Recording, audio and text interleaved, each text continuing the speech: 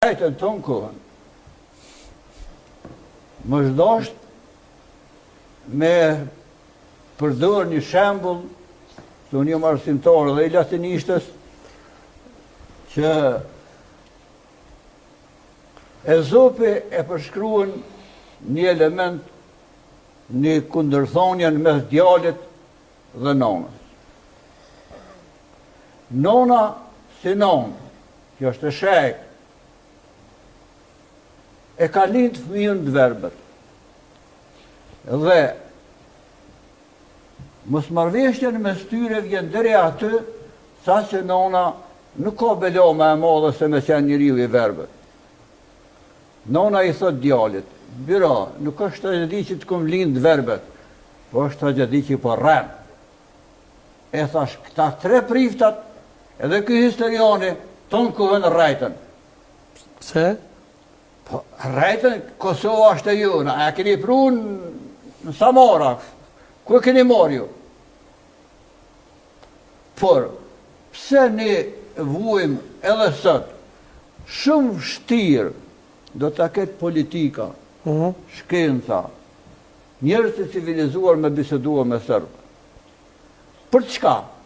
Për arsye se Evropa e ka lazdrua Serbinë, tu mundue me përdor si një lloj moshe, herë fronta kundër Gjermanisë, Rusia kundër Gjermanisë dhe Francës, herë kundër Bullgarisë, armiqësitë me serbëve dhe bullgarëve janë më të mëdha se me neve.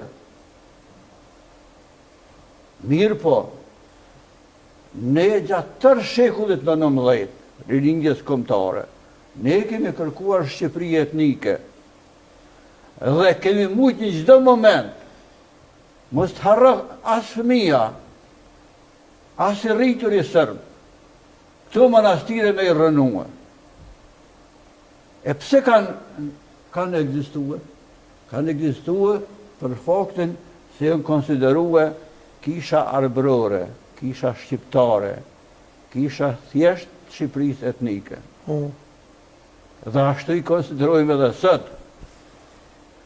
Shqyqoni, në kompleksin e Universitetit Prishtinës, është ndërtuaja kisha aty ortodokse. Aja nuk na duhet. Në kompleksin e universitetit, me qenë se me kushtetut, feja është e ndarë nga shteti. Aty nuk na duhet ajo. Por u ndërtue për faktin se Miloševiqi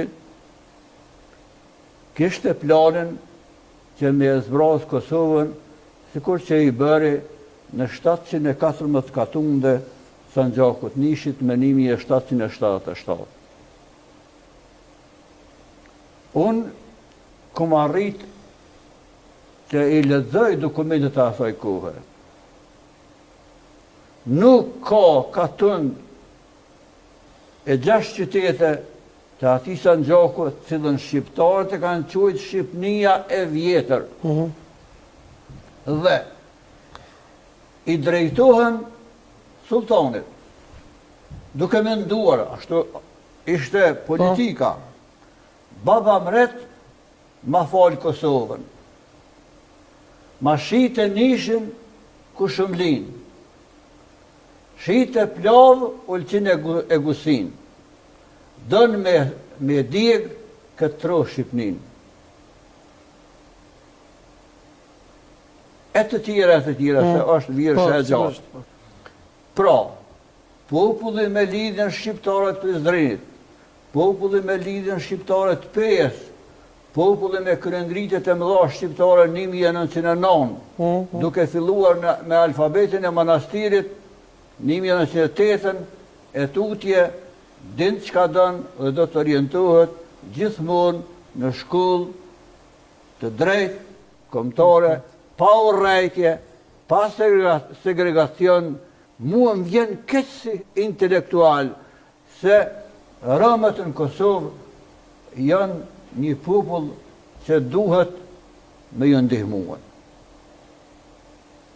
Po duhet me ju ndihmuar në arsim, duhet me ju ndihmua në shëndetësi, duhet me ju ndihmua në infrastrukturë, dhe janë për me ju ndihmua. Unë vazhdimisht politikanët tonë e thrasë, mos të zgjatin, që të mbështeten në politikën e John Kennedy dhe në politikën izraelite ndaj arsimimit. Shqyqeni, kur ka orë John Kennedy në pushtet, ka pas $36 miliard për investime për arsim. Kanë mere loptën, shkruje, 236 miliard. Dhe e ka ngrit Amerikën nga një vend Sigurisht. i pa arsimuar në një vend që është super modern. Hebrejet investojnë në arsim 34% të buxhetit kombëtar. Ne kemi obligim sparin ndaj kombit tonë, se dallimin mes Shqipërisë dhe Kosovës de facto nuk ekziston. Ne jem një komb, një gjuhë, një alfabet, një shkollë.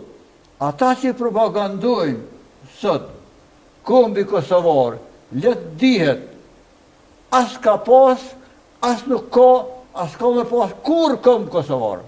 Ne jem shqiptar, ne kem një non, ne besojmë në një zët, ne jem një komb i lirë dhe pa shibla. Bravo, sigurisht. Kishmi shku me blokun e parë të marketingut dhe ishmi këthy në pjesën e dytë bashkë me Muhabet. Marketing, këtheme pas pak.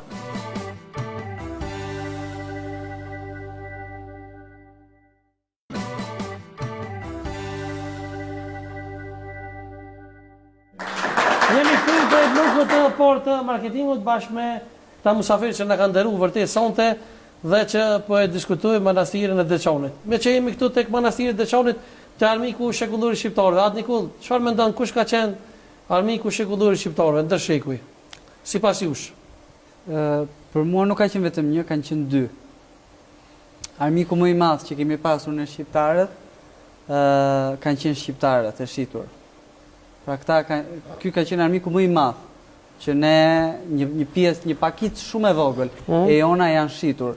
Pra armiku shekullor, siç thoshte im zot Panoli, janë dy kishat. Kisha greke dhe kisha serbe. Kisha greke, nëse e shikohen nga jashtë, është më intelektuale, themi. Sepse flas në Shqipëri, kisha greke i ka punësuar shqiptarët, i ka blerë shqiptarët dhe vepron. Ndërsa kisha serbe vepron me arrogancë, vepron me urrëtie. Ja t'ju bëj ju një pyetje si moderator. Nëse do ta shikoni atë Nikolla Xhufkën duke rrahur një person, çfarë do të mendoni?